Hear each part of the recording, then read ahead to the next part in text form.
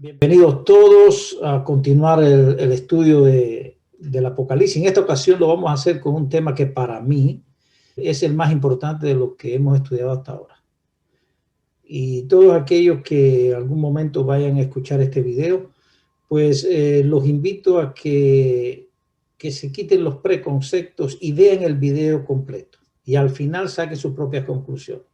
Y si hay algo interesante en el video, pues entonces los invito a que lo compartan con muchos, porque yo creo que es importante este video de que llegue a toda la cristiandad que está viviendo en el tiempo del fin. Hoy vamos a estudiar el tema número 17, los 144,000, continuando nuestro estudio a través del Apocalipsis. Para estudiar este tema, yo escogí algunas preguntas, ¿no?, que yo mismo me haría si fuera a estudiar los 144,000, y son las que voy a plasmar y que sea nuestro objetivo, que al final de este estudio podamos dar respuesta a cada una de estas preguntas. La primera pregunta es, ¿qué representan las 12 tribus? ¿Y por qué digo las 12 tribus? Bueno, porque se dice que son los 144,000 sellados de las 12 tribus de Israel. Una pregunta importante es, ¿su número es literal o es simbólico? Otra pregunta es, ¿cuáles son las características realmente que tiene este grupo o este movimiento? El otro, ¿en qué tiempo de la historia aparecerán? Una pregunta muy importante, ¿cuál es su misión? Y también hay otras preguntas colaterales que nos van a dar inquietud, como ¿qué es el sello de Dios? Porque estos 144,000 han sido sellados con el sello del Dios vivo. ¿Cuál será el final de ellos? Y la pregunta muy importante, por eso la puse diferente a las otras, dice, ¿por qué es importante entender este tema? Por eso yo los exhorto a que vean sin preconceptos este tema hasta el final, hasta la última diapositiva, y que lo puedan compartir con otros. Hay un versículo que no tiene que ver mucho con los 144,000, pero lo puse aquí de primero, que dice en Romanos 11:26, y luego todo Israel será salvo, como está escrito, vendrá de Sión el libertador, que apartará de Jacob la impiedad. Y ustedes se preguntarán, ¿qué tiene que ver este versículo con los 144,000? Bueno, realmente tiene y no tiene mucho que ver, pero es importante entender quiénes son realmente Israel que va a ser salvo. Los 144,000 aparecen por primera vez en el capítulo 7 del Apocalipsis. Y los invito a todos a ir allí y vamos a leer qué dice en relación a los 144,000. Después de esto vi 4 ángeles de pie en los 4 ángulos de la tierra, que detenían los 4 vientos de la tierra, para que no soplase viento alguno sobre la tierra, ni sobre el mar, ni sobre ningún árbol. Entonces vi a otro ángel que subía del este y tenía el sello del Dios vivo. Clamó a gran voz a los 4 ángeles que habían recibido poder de dañar la tierra y el mar, y les dijo, no dañéis la tierra, ni el mar, ni los árboles, hasta que sellemos en su frente a los siervos de nuestro Dios. Esto es un tema que ya lo estudiamos en el tema número 9, cuando estudiamos los 7 sellos. Yo no voy a hacer mucho énfasis en el preámbulo que se está haciendo, hablando de los 144,000, pero sí es importante entenderlo. Aquellos que no entiendan esto, los invito a que vayan y busquen el tema número 9. Y oí el número de los sellados, 144,000 sellados de todas las tribus de Israel. De la tribu de Judá, 12,000 sellados, de la tribu de Rubén, 12,000, 12,000 de la tribu de Gad, de la tribu de Aser, 12,000, de la tribu de Neftalí, 12,000, 12,000 de la tribu de Manasés, de la tribu de Simeón, 12,000, de la tribu de Leví, 12,000, de la tribu de Isaacar, 12,000, de la tribu de Zabulón, 12,000, de la tribu de José, 12,000, y de la tribu de Benjamín, 12,000 sellados. Después vi una gran multitud que ninguno podía contar, de toda nación, tribu, lengua y pueblo. Estaban ante el trono de Dios en presencia del Cordero, vestidos de ropa blanca y con palmas en sus manos, y aclamaban a gran voz, la salvación se debe a nuestro Dios, que está sentado en el trono, y al Cordero. Y todos los ángeles que estaban de pie alrededor del trono de los ancianos y los 4 seres vivientes se postraron sobre su rostro ante el rostro y adoraron a Dios. Dijeron, amén. Alabanza y gloria, sabiduría y acción de gracia, honra, poder y fortaleza a nuestro Dios por los siglos de los siglos. Amén. Entonces uno de los ancianos me preguntó, ¿estos que están vestidos de ropas blancas, quiénes son y de dónde han venido? Yo respondí, Señor, tú lo sabes. Y él me dijo, estos son los que han venido de la gran tribulación, Han lavado su ropa y la blanquearon en la sangre del Cordero. Por eso están ante el trono de Dios y le sirven día y noche en su santuario. Y el que está sentado en el trono tenderá su pabellón sobre ellos. Nunca más tendrán hambre ni sed. El sol no los molestará más ni ningún otro calor, porque el Cordero que está en medio del trono los apacentará y los guiará a fuentes de agua viva. Y Dios enjugará toda lágrima de los ojos de ellos. Y aquí vemos lo que se habla en relación a los 144,000 y la gran tribulación. Y es una pregunta importante que quizás no puse ahí, pero al final vamos a tener la respuesta. ¿Son dos grupos diferentes o es el mismo grupo, los 144,000 y la gran multitud de toda nación, tribu, lengua y pueblo?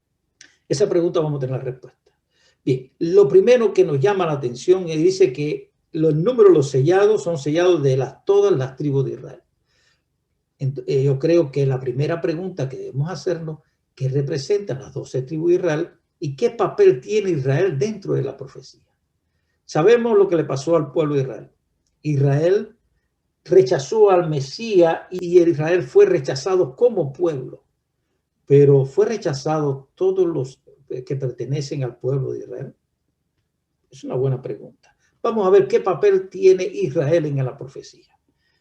El primer versículo que vamos a ver está en Hechos de los Apóstoles, capítulo 1 y versículo 8, que dice lo siguiente. Esto fue antes de Jesús ascender en la nube de los cielos al cielo. ¿Y qué dice?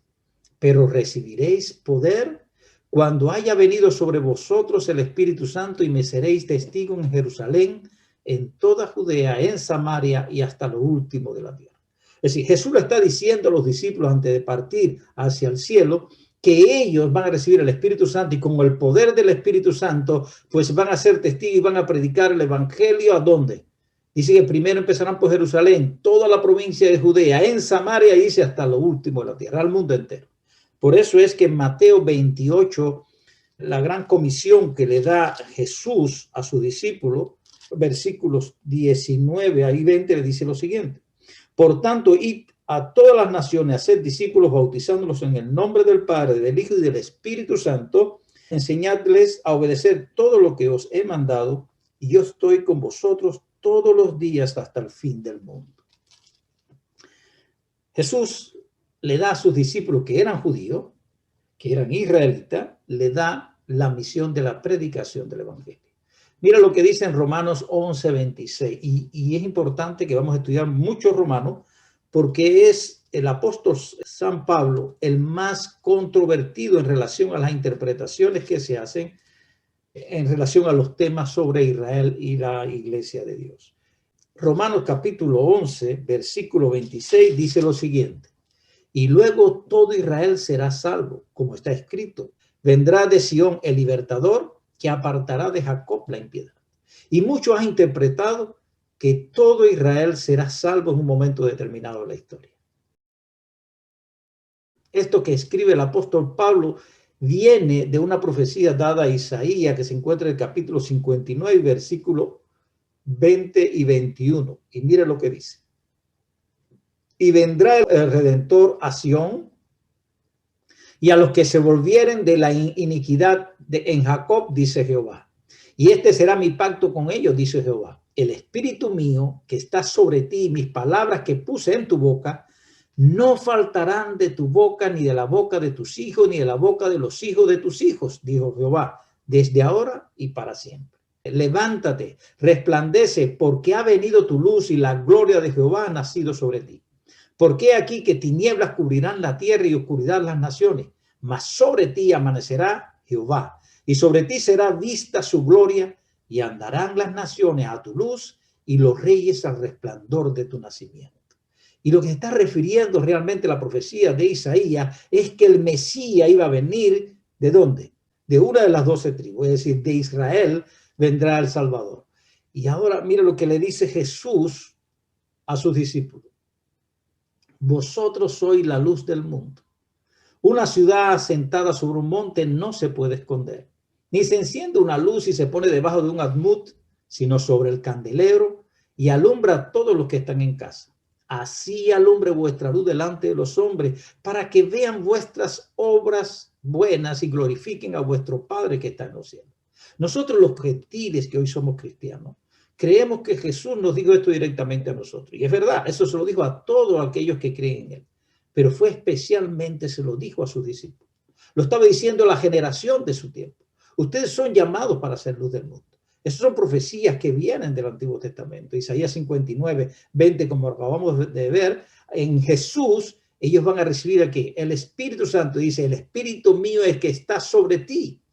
Y ahora ellos van a tener palabras que nunca les faltarán, porque ellos van a ser luz para el mundo. Porque las tinieblas iban a cubrir al mundo, pero sobre ellos iban a amanecer, dice, sobre ti amanecerá Jehová. ¿Quién es Jehová? Jesús. Y sobre ti será vista su gloria y andarán las naciones a tu luz. Israel tenía una misión importante, ser luz del mundo y predicar el evangelio eterno al mundo entero. Todos cumplieron esa misión. Vamos a ver qué sucedió. Dice Romanos 11:5. Así también en este tiempo ha quedado un remanente elegido por gracia. Y recordemos que el apóstol San Pablo está escribiendo en su tiempo. No está hablando del tiempo que estamos viviendo nosotros hoy. Y está diciendo, así también aún en este tiempo ha quedado un remanente escogido por gracia. Y Dios tiene un remanente también en Israel. Y ese remanente fue escogido por gracia como luz del mundo. Aquellos que tienen la voz, la palabra en su boca para predicarlo al mundo que se encuentra en tinieblas. Hechos capítulo 9, versículos 20 al 31. Aunque vamos a leer un poco Biblia, bastante Biblia, es importante. Dice, enseguida Saulo empezó a predicar en la sinagoga a Jesús diciendo que era el Hijo de Dios. ¿Y en qué contexto está hablando? Recordemos qué hizo Saulo. Saulo era el perseguidor de los cristianos. Él contempló cómo apedreaban a Esteban, el sacrificio de Esteban. Y después de esto, dice que él pidió carta para ir a Damasco para continuar persiguiendo a los cristianos y encarcelarlos. Pero en el camino a Damasco, Jesús se le aparece y hay una conversión de Pablo, hay un viraje de 180 grados y en vez de perseguir a los cristianos, él empieza a predicar a Cristo a todo el mundo. No todos le creían. Y esto sucedió en el año 34 aproximadamente, que fue cuando la muerte de Esteban. Cuando Saulo llegó a Jerusalén, trató de juntarse con los discípulos, pero todos le tenían miedo y no creían que fuera discípulo. ¿Por qué? Porque hasta ese entonces él perseguía a los cristianos. Así Saulo quedó en Jerusalén y salía con ellos, hablaba con valentía en el nombre del Señor y razonaba con los griegos, pero ellos se propusieron matarlo. Cuando los hermanos lo supieron, lo llevaron hasta Cesarea y lo enviaron a Tarso. Entonces, las iglesias de toda Judea, Galilea y Samaria disfrutaban de paz, eran edificadas y andaban en la reverencia del Señor y alentadas por el Espíritu Santo se multiplicaban. Ahí vemos cuando comienza la predicación a los gentiles. ¿A través de quién? Primeramente el apóstol Pablo. Y es importante que fue el que fue mandado a los gentiles a predicar el evangelio. Ahora, no fue el único que predicó a los gentiles. Mira lo que dice en el capítulo 11 de Hechos de los Apóstoles 19 al 30. Los que habían sido esparcidos por la persecución que vino después de Esteban, es decir, después que apedrearon a Esteban, huyeron, siguió la persecución. Recuerde que Pablo pidió carta para seguir la persecución. Dice, anduvieron hasta Fenicia, Chipre, Antioquía, y a nadie predicaron la palabra, sino solo a los judíos. Todo esto que se sentía en la persecución se dispersaron por todo el imperio. Y allí, donde llegaron, iban a la sinagoga de los judíos y empezaban a predicar a Jesucristo en la sinagoga. Primero, ¿a quiénes? A los judíos. Pero siguieron. Había entre ellos algunos de Chipre y de Cirene que cuando entraron en Antioquía hablaron a los griegos y le anunciaron el evangelio del Señor Jesús. Y algunos también se atrevieron a predicarle a los griegos. Dice, la mano del Señor estaba con ellos y gran número creyó y se convirtió al Señor. Esta noticia llegó a oídos de la iglesia de Jerusalén y enviaron a Bernabé a Antioquía. Al llegar y ver la gracia de Dios se regocijó y exhortaban a todos a permanecer con corazón firme unidos al Señor.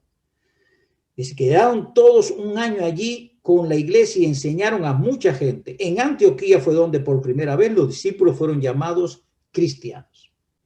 Ellos son el remanente escogido que empezaron la predicación. Primero, ¿dónde predicaron? En Jerusalén. Recuerde que primero estuvieron 3 años y medio que el evangelio no salió de Jerusalén ni de Judea. Ahí en la provincia se estaba predicando. En la conversión de Pablo posteriormente, entonces empieza a predicarse ¿dónde? En Samaria, cuando Pedro también va hacia la ciudad de Cesarea. Y ahí vemos cuando él tiene el lienzo y la visión del lienzo, y él entiende que también los gentiles es pueblo de Dios y han sido llamados por Dios para recibir el Espíritu Santo.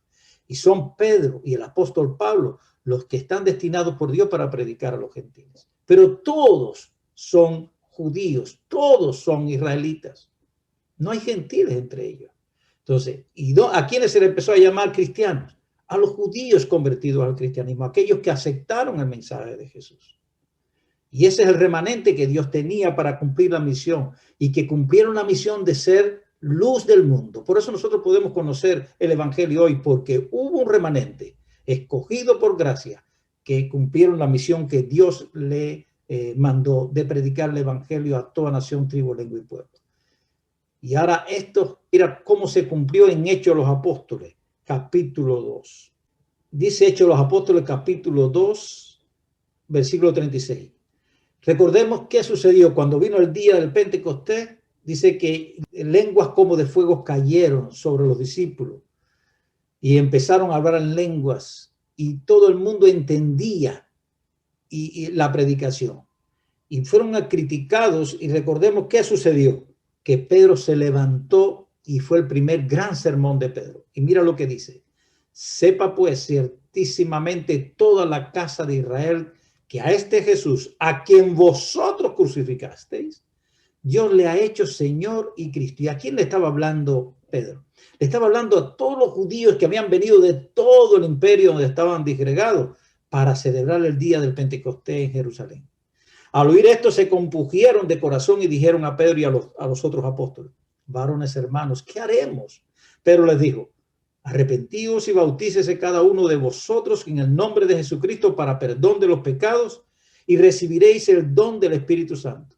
Porque para vosotros es la promesa y para vuestros hijos y para todos los que están lejos, para cuantos el Señor nuestro Dios llamare. Y con otras muchas palabras testificaba y les exhortaba diciendo: sed salvos de esta perversa generación. Así que los que recibieron su palabra fueron bautizados y se añadieron en aquel día como 3,000 personas. Gran bautismo en solo un día, un solo sermón que produjo como 3,000 personas que se convirtieron. Y perseveraban en la doctrina de los apóstoles, en la comunión unos con otros, en el partimiento del pan y en las oraciones. Todos son judíos. El pueblo de Dios es judío. El pueblo cristiano es judío. No hay gentiles hasta ahora. Si entendemos esto, vamos a entender a Israel en la profecía, la función de Israel en la profecía. Y no podemos decir que todo Israel rechazó a Jesús, porque siempre Dios ha tenido un remanente fiel que ha predicado las buenas nuevas al mundo. Siempre, en todas las épocas, Dios ha tenido un remanente. Antes del diluvio tuvo ¿a quién? A Noé. Y Noé le predicó al mundo. No lo aceptaron, pero salvó a su familia. Y aquí hay un gran remanente, y no era pequeño. Un día se convirtieron como 3,000 personas. Y este evangelio se divulgó en todo el imperio romano. Si entendemos esto, nos es fácil entonces entender qué es lo que quiere decir las 12 tribus y qué es lo que nos quiere decir el apóstol Pablo cuando habla en el capítulo 11 de Romanos. Vamos a ver quién es judío realmente. En Romanos 2, 25, 29 nos dice lo siguiente: en verdad la circuncisión aprovecha si guardas la ley, pero si desobedeces la ley, tu circuncisión viene a ser incircuncisión. Y si el incircunciso guarda los requisitos de la ley, ¿no será tenido por circuncidado? Y el que es físicamente incircunciso para obedecer cabalmente la ley, te condenará a ti, que con la ley, con la letra de la ley y con la circuncisión quebrantas la ley. Porque no es judío el que lo es exteriormente, ni es circuncisión lo que se hace exteriormente en la carne. Al contrario, es verdadero judío el que lo es en su interior, y la verdadera circuncisión es la del corazón por medio del espíritu, no en la letra. Aquí hay algo que Pablo está hablando y en relación a aquellos judaizantes que querían que los nuevos conversos se circuncidaran. Y decía que no es verdadero judío el que es circuncidado exteriormente, sino el verdadero judío es aquel que es circuncidado del corazón. ¿A través de quién? Del Espíritu. Ya hay algo que Pablo nos está diciendo. También en Romanos 3, 29 al 30, mira lo que nos está diciendo Pablo. ¿Es Dios solo Dios de los judíos? ¿No es también Dios de los gentiles? Cierto, también de los gentiles. Porque hay un solo Dios que justificará por la fe a los circuncidados como a los incircuncisos. Dios está diciendo que Dios es Dios de todo, no solamente de los judíos, sino también de quienes, de los gentiles. Romanos 9, 1 al 8. Digo la verdad en Cristo, no miento y lo atestigua mi conciencia guiada por el Espíritu Santo. Lo que está diciendo ahora Pablo dice que es guiado ¿por qué? Por el Espíritu Santo. Que tengo gran tristeza y continuo dolor en mi corazón. ¿Por qué Pablo está triste? ¿Por qué tiene dolor? Porque desearía yo mismo ser maldecido y separado de Cristo en favor de mis hermanos, los de mi raza, según la carne. Porque él predicaba a los gentiles, pero veía que muchos judíos de su raza, de su carne, aquellos que habían venido de Abraham, pues no estaban aceptando a Jesús. Y mira lo que sigue diciendo. Los israelitas que recibieron la adopción, la gloria, los pactos, la promulgación de la ley, el culto y las promesas. De ellos son los padres y de ellos según la carne procede Cristo, que es Dios sobre todas las cosas, alabado por los siglos de los siglos. Amén. No es que la palabra de Dios haya fallado, sino que no todos los que descienden de Israel son israelitas. Y hay algo que está hablando bien claro. Dice, no todos los que vienen de Israel son israelitas. Y hace una definición de quién es el verdadero israelita. Dice, ni por ser descendiente de Abraham son todos sus hijos, sino que en Isaac te será llamada descendencia. Eso quiere decir que no los hijos según la carne son los hijos de Dios, sino los hijos de la promesa son contados descendientes. ¿Qué es lo que nos está diciendo? En Génesis 22, 18 se le hace una promesa a Abraham y se le dice, en tu simiente serán benditas, ¿quiénes? ¿Los judíos? No, todas las naciones de la tierra por cuanto obedeciste mi voz. Y dice la simiente, y sabemos que la simiente es Jesús. En Jesucristo serán benditas todas las naciones de la tierra. Porque dice en Gálatas 3:26, pues todos sois hijos de Dios por la fe en Cristo Jesús. Y este es el mismo apóstol Pablo. Porque todos los que habéis sido bautizados en Cristo, de Cristo estáis revestidos. Ya no hay judío ni griego. No hay esclavo ni libre, no hay varón ni mujer, porque todos vosotros sois uno en Cristo Jesús. Y si vosotros sois en Cristo Jesús, ciertamente que linaje de Abraham sois y herederos según la promesa. Así que aunque yo no sea descendiente según la carne de Abraham, pues si yo acepto esa simiente, yo soy inmediatamente contado entre los herederos de la promesa. Yo soy judío y soy parte del pueblo de Dios.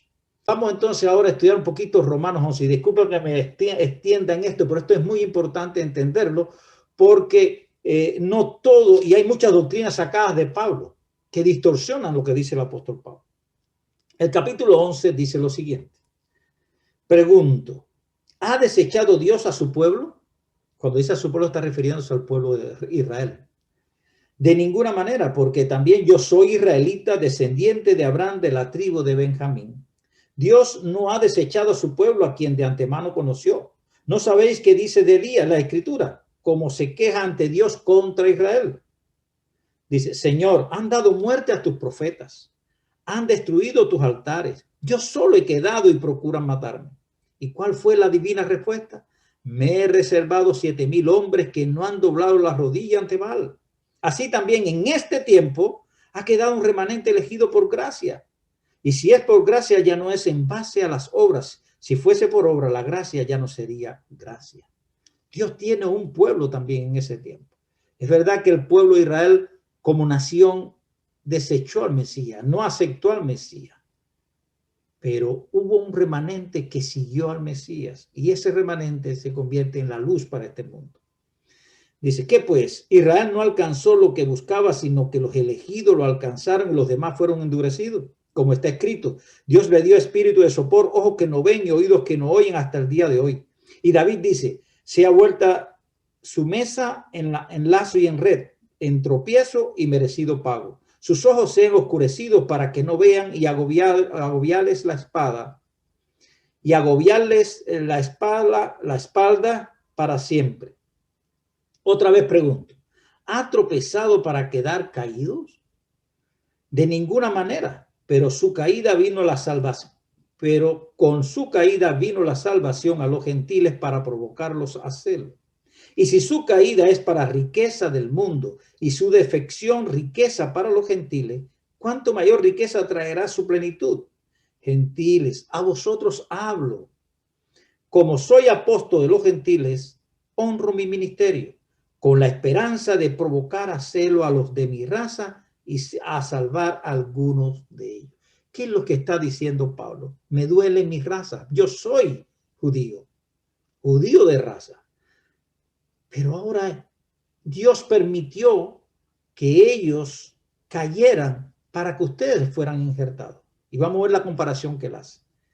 Pero mire lo que sigue diciendo. Para provocarlos a hacerlo, para que así ellos vengan al Señor.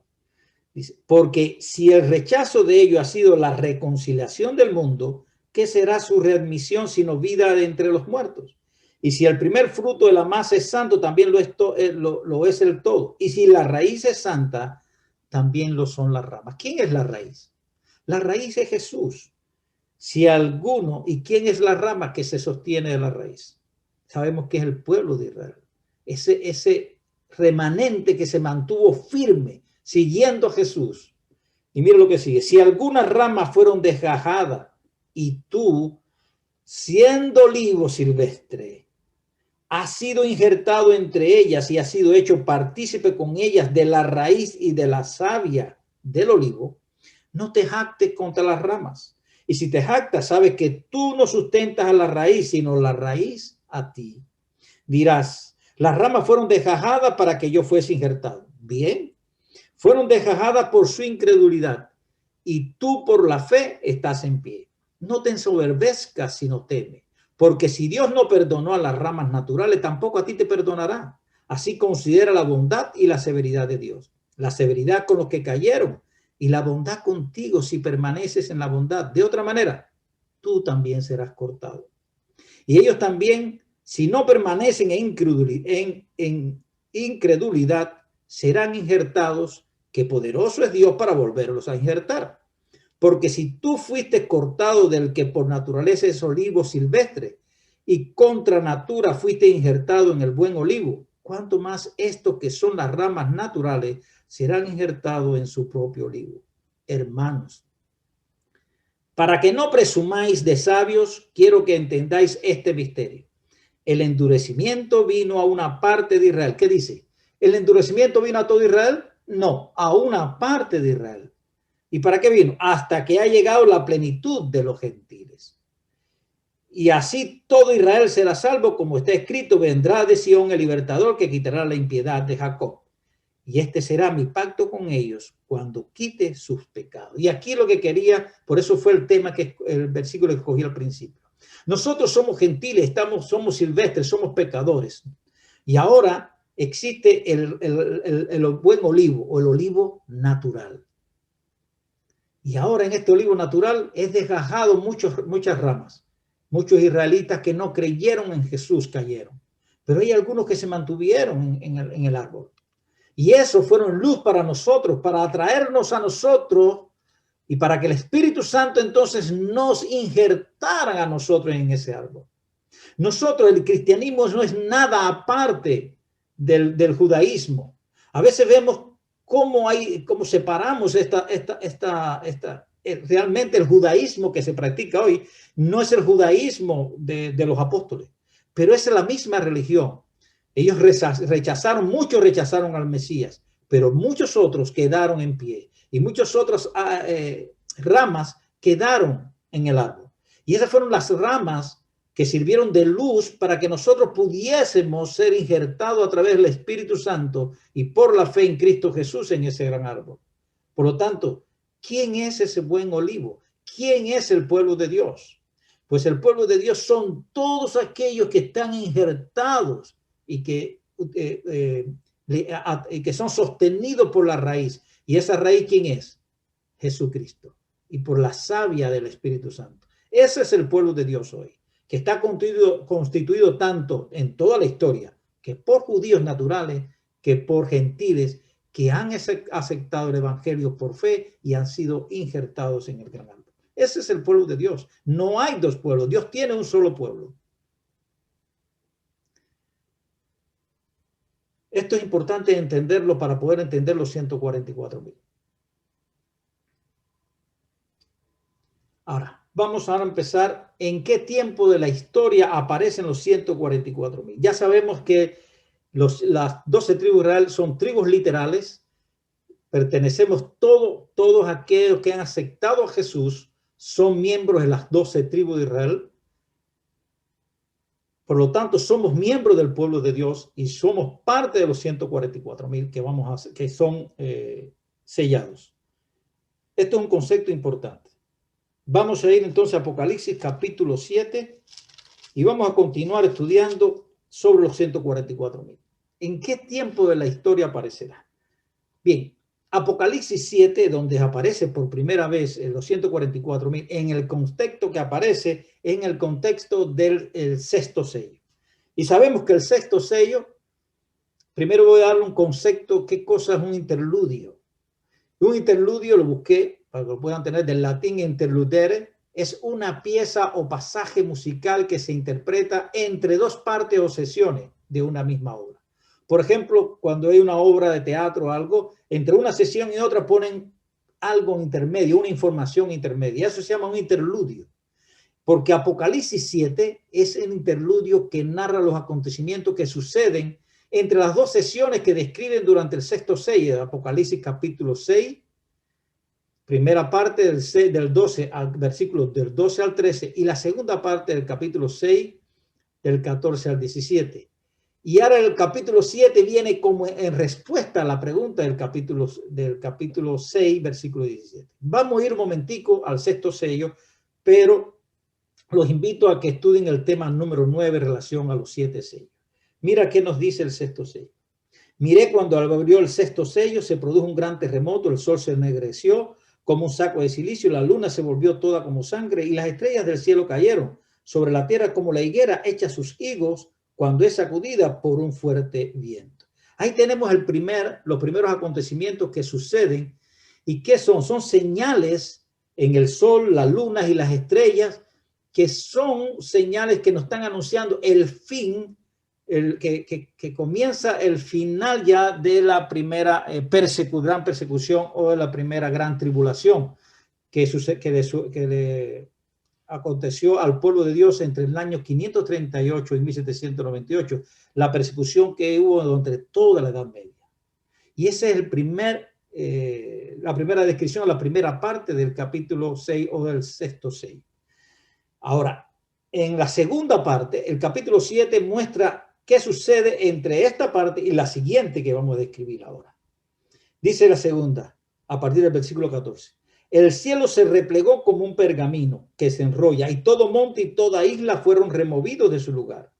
Entonces los reyes de la tierra, los grandes y los ricos, los capitanes y los poderosos y todo siervo y todo libre se escondieron en las cuevas entre las peñas de los montes y decían a los montes y las peñas, caed sobre nosotros y escondernos de la vista de aquel que está sentado en el trono y de la ira del Cordero.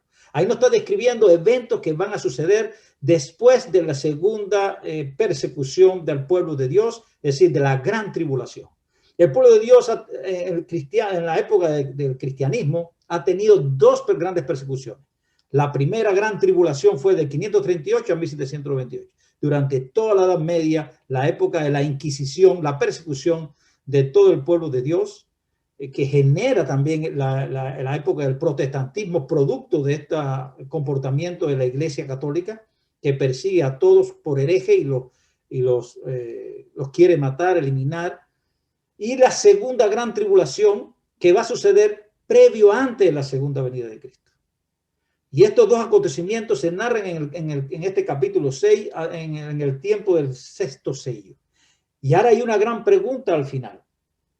Porque ha llegado el gran día de su ira, ¿y quién podrá quedar en pie? Hay una gran pregunta. Si todo esto va a acontecer, entonces, ¿quién va a quedar en pie? Y ahora viene la respuesta, está en el capítulo 7. Y el capítulo 7 es el interludio entre estas dos partes. Y eso lo explicamos en el tema número 9. Y aquí viene el interludio. Y vuelvo otra vez. Dice, después de esto vi a 4 ángeles que de pie en los 4 ángulos de la tierra, que detenían los 4 vientos de la tierra para que no soplase viento alguno sobre la tierra, ni sobre el mar, ni sobre ningún árbol. Entonces vi otro ángel que subía de entre él, que subía del este y tenía el sello del Dios vivo, y clamó a gran voz a los 4 ángeles que había recibido poder de dañar la tierra y el mar, y les dijo, no dañéis la tierra, ni el mar, ni los árboles, hasta que sellemos en su frente a los siervos de nuestro Dios. Sí, los siervos de Dios, los 144,000 van a ser sellados antes de la gran tribulación, porque en la gran tribulación, si no están sellados, van a ser muertos.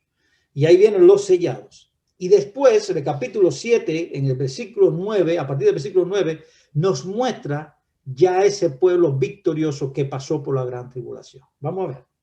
Y después vi una gran multitud que ninguno podía contar, de toda nación, tribu, lengua y pueblo. ¿Y estaban dónde? Ante el trono y en presencia del Cordero, ¿vestido de qué? De ropas blancas y palmas en sus manos.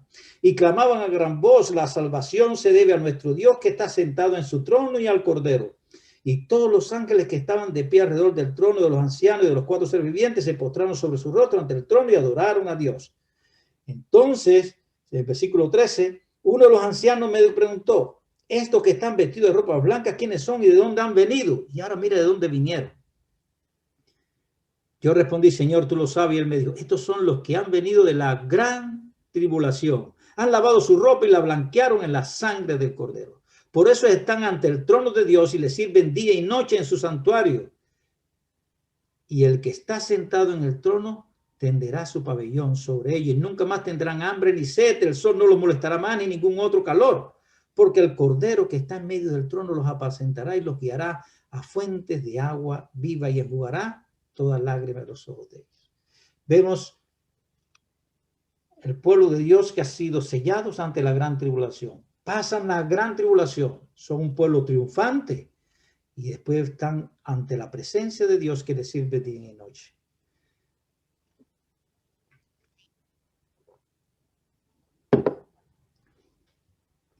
¿Por qué hago tanto énfasis en esto específicamente? Porque hay otros que creen de que existe un arrebatamiento de la iglesia previo a la gran tribulación. Y que entonces estos 144,000 son judíos literales que van a pasar la gran tribulación y van a ser los que van a predicar el evangelio. Y entonces se van a convertir y al final todos los judíos van a ser salvos.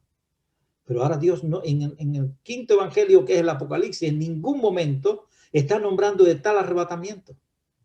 No existe tal arrebatamiento de la iglesia. Lo que existe es el pueblo de Dios que es sellado antes de la gran tribulación, que van a pasar la gran tribulación y que después estarán ante el trono de Dios sirviéndole y alabando a Dios. Esto es lo que nos está diciendo la palabra de Dios.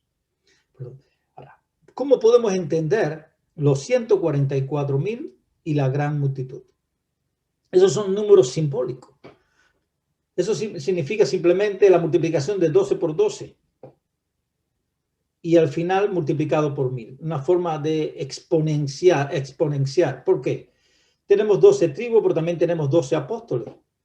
Tenemos el pueblo de Dios, que no son solo gentiles, son judíos más gentiles, que juntos, porque hay muchos judíos que al final del tiempo se van a convertir a Dios.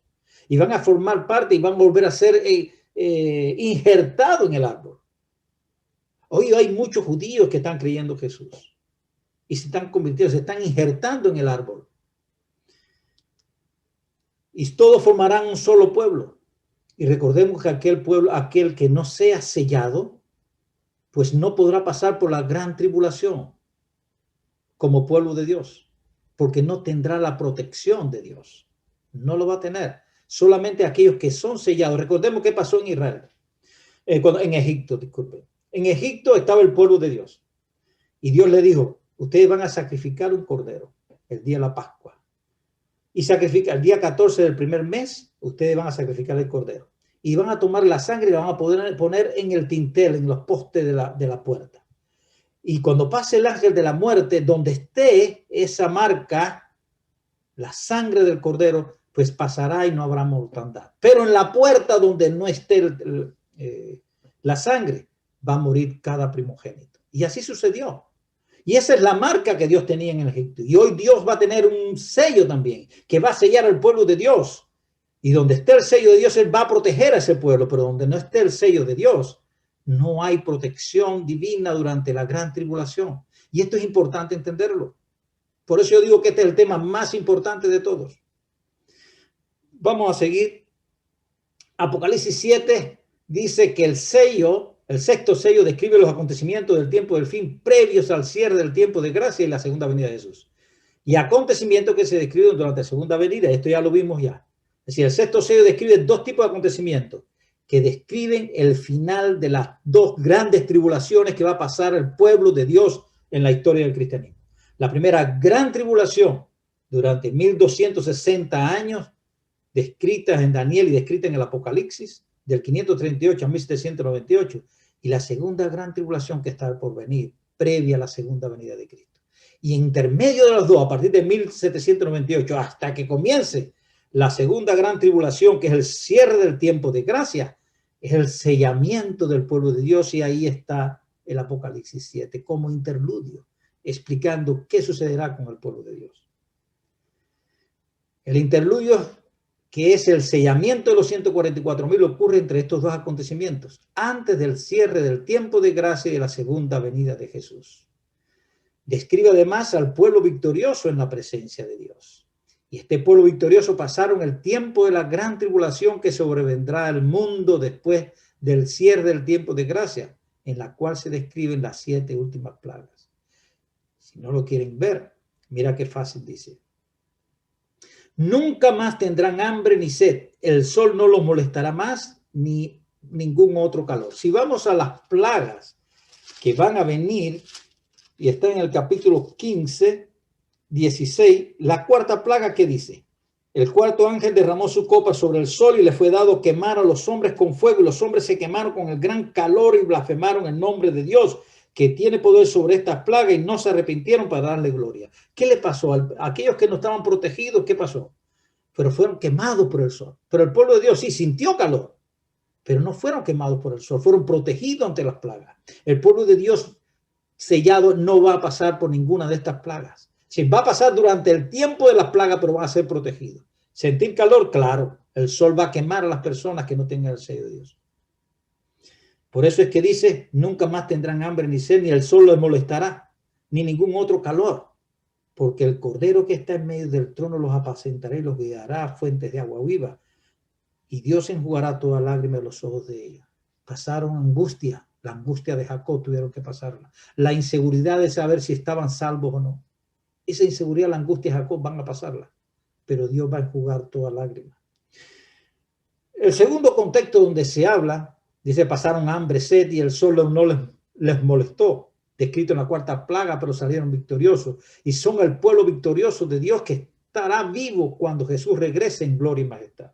Y alguien se puede preguntar, ¿por fin es literal o simbólico los 144,000? Evidentemente es un número simbólico. ¿Por qué? Dios tiene un pueblo hoy que está predicando estas verdades al mundo. El fuerte pregón se hará, y muchos pueblos de Dios existen en todas las denominaciones, no solamente en Babilonia, sino en el mundo también, que van a reconocer esta verdad y van a integrar, a formar parte, y van a formar parte del pueblo de Dios, los 144,000. Y en un principio yo no sé cuántos van a ser, pero después va a convertirse en una gran multitud, porque con este llamado y el mensaje que tiene que promulgar estos 144,000 se va a convertir en una gran multitud de toda nación, tribu, lengua y pueblo. Y son los que van a pasar por la gran tribulación y van a recibir a Dios cuando Cristo venga. Van a recibir a su Señor cuando Cristo venga para llevárselo por siempre, y estarán con él ante el trono y le servirán por siempre. Vamos a ver la segunda parte donde se habla sobre los 144,000. Pero antes vamos a hablar un poquito sobre el sello. ¿Qué es el sello de Dios?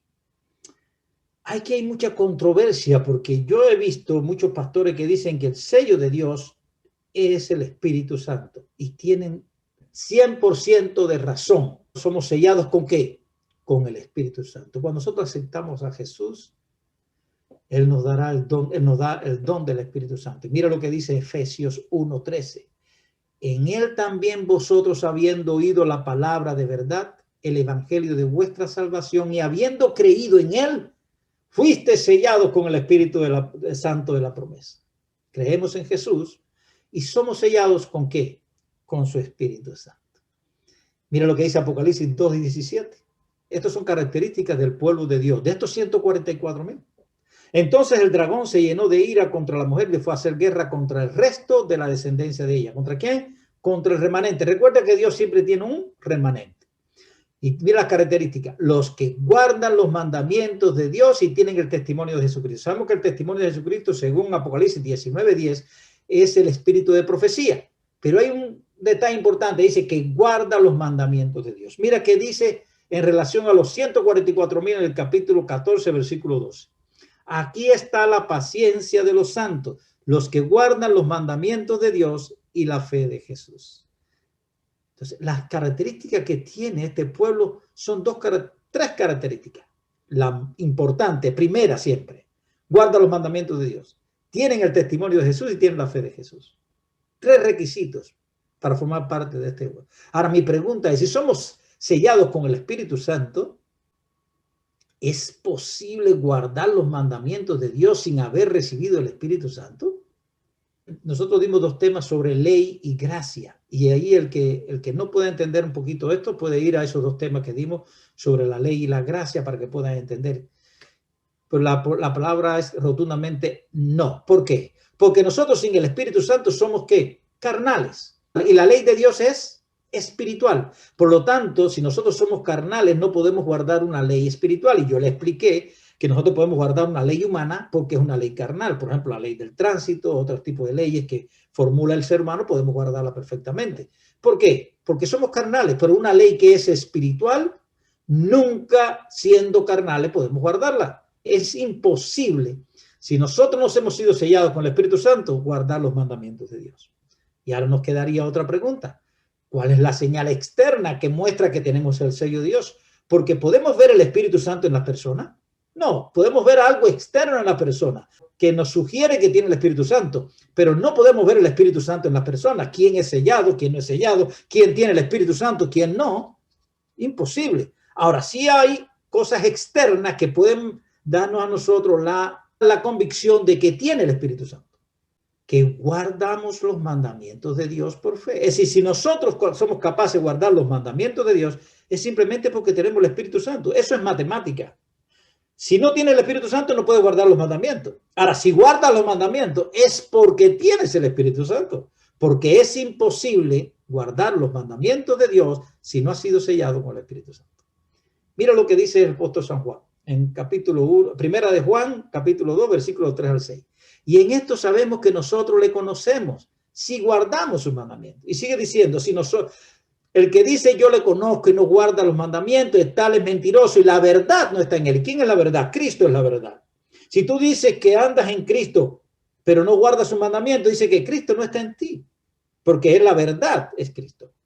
Entonces es interesante que para guardar los mandamientos de Dios, tienes que tener el Espíritu de Dios.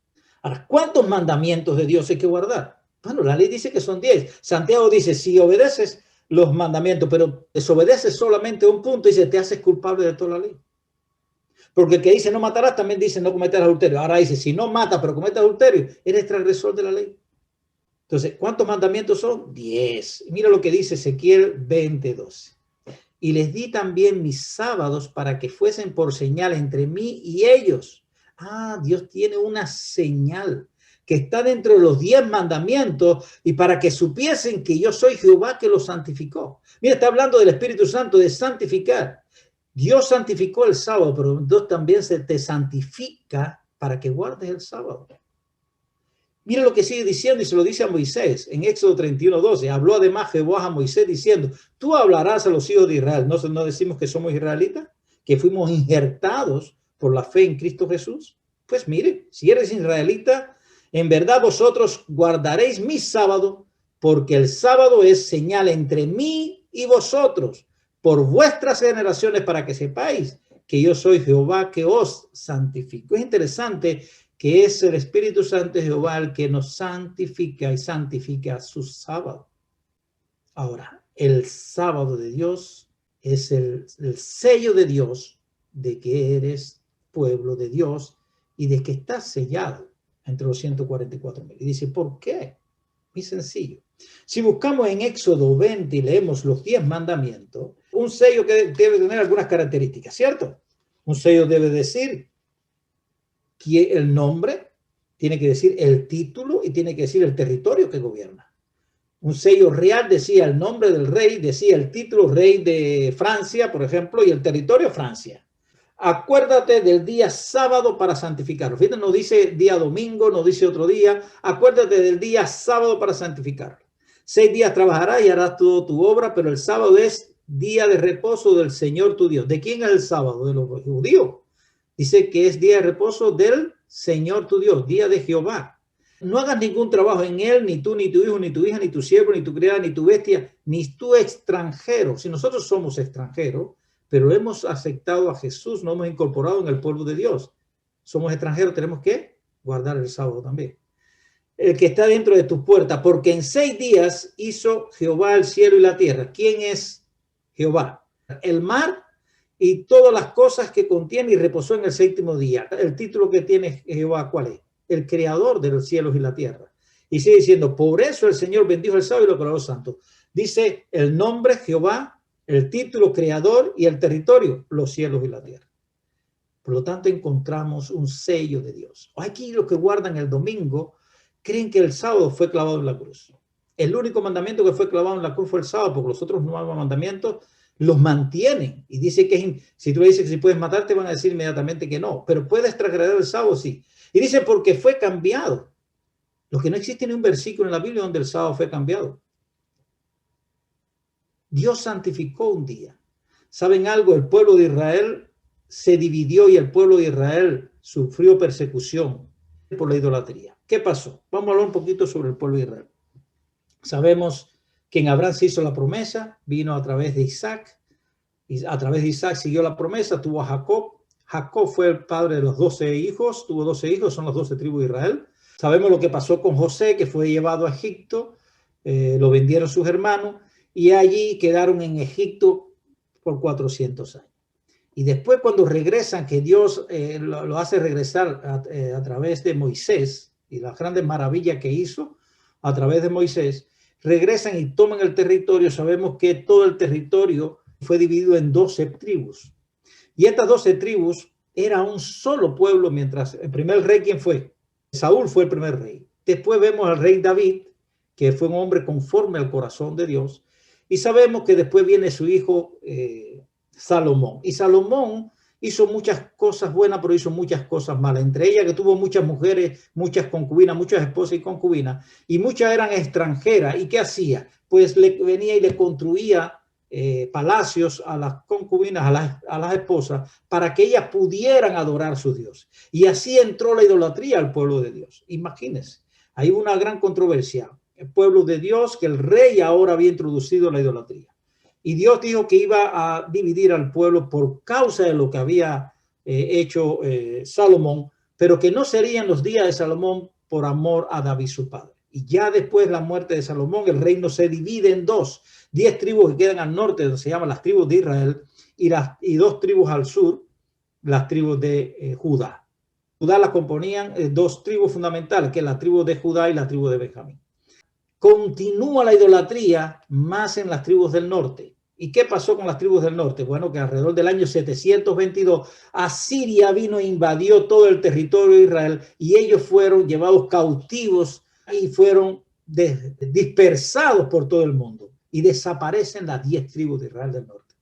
Centenares de años posterior, también los reyes del sur, los reyes hicieron lo malo ante los ojos de Dios. Y en el 586 fueron destruidos el templo y fueron llevados todos cautivos para Babilonia. Pero Dios mantuvo a este pueblo, que no fue destruido totalmente, no se dispersó totalmente, sino que regresó de nuevo y construyeron el segundo templo a Israel, a la tierra prometida. Porque ¿cuál fue la causa de que el pueblo de Dios fuera dispersado? ¿Y cuál fue la causa de que el pueblo de Dios fuera llevado cautivo, tanto a Siria como por Babilonia? La idolatría. Y ahora nosotros en el día de hoy pensamos que como nosotros lo que estamos es simplemente cambiando un día, eso no es idolatría. Yo hago una pregunta. Si nosotros adoramos al sol, por ejemplo, decimos que es idolatría. Solo a Dios podemos adorar. Ahora, Dios hizo el sábado para adorarle. Los otros días son días seculares. Si nosotros tomamos un día secular para ponerlo y sustituir un día de adoración, ¿estamos cometiendo idolatría o no? Piensen en esto es importante.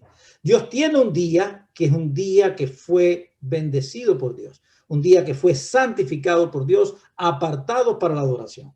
Y ahora nosotros tomamos un día secular, como es el primer día de la semana, o como puede ser cualquier otro día de la semana que no sea el séptimo día. Si tomamos un día que Dios no lo destinó para la adoración, ¿qué es eso? Idolatría. Y eso es lo mismo que va a llevar a la perdición al pueblo de Dios hoy. Dios está llamando a salir de Babilonia, salir de la idolatría. Aquellos cristianos que no son católicos, que son de las demás iglesias, que adoran el domingo, simplemente lo que están es siguiendo un mandato de la iglesia católica. Porque si vemos una diferencia, lees el catecismo y el tercer mandamiento, porque ya no es el cuarto, es el tercero, dice, santificarás la fiesta, entre paréntesis, el domingo. En la palabra de Dios dice que adorarás en sábado. ¿A quién le vas a creer? ¿A lo que dice el catecismo de la iglesia católica? ¿O lo que dicen algunos historiadores de que fue cambiado por los apóstoles, que no es bíblico, pero lo dice? ¿O le vas a hacer caso a la palabra de Dios? Por eso yo digo que este tema es trascendental e importante. El sábado es la manifestación exterior de que estás sellado por el Espíritu Santo y vas a formar parte de los 144,000. El guardar el sábado no es tan fácil como la gente piensa, como las personas piensan. Si tú adoras a Dios el domingo, tú nunca tendrás problemas, porque el día secular de este mundo es el domingo. El día de descanso de este mundo es el domingo. Todos los trabajos, la mayoría de los trabajos cierran los domingos, a no ser que sea un trabajo que tenga que permanecer 24 por 24. Pero hay muchos trabajos que si tú los vas a buscar y no quieres trabajar el sábado porque quieres obedecer a Dios, no te van a dar el trabajo. Si quieres seguir los mandamientos de Dios. Desde hace mucho tiempo, muchas personas han perdido sus trabajos simplemente por querer adorar en el sábado. La persecución ha estado siempre. Aquellos que quieren ser fieles a Dios. Vamos a ver las características de los 144,000. Ya vimos que son sellados antes de terminar el tiempo de gracia, ya eso lo vimos, y que comiencen las últimas 7 plagas, lo vimos en Apocalipsis 7, 2 al 3. Vimos que son una gran multitud, que de toda tribu, nación y lengua. Vimos también que pasaron victoriosos por la gran tribulación. Y ahora vamos a ver otras características que se encuentran en Apocalipsis 14.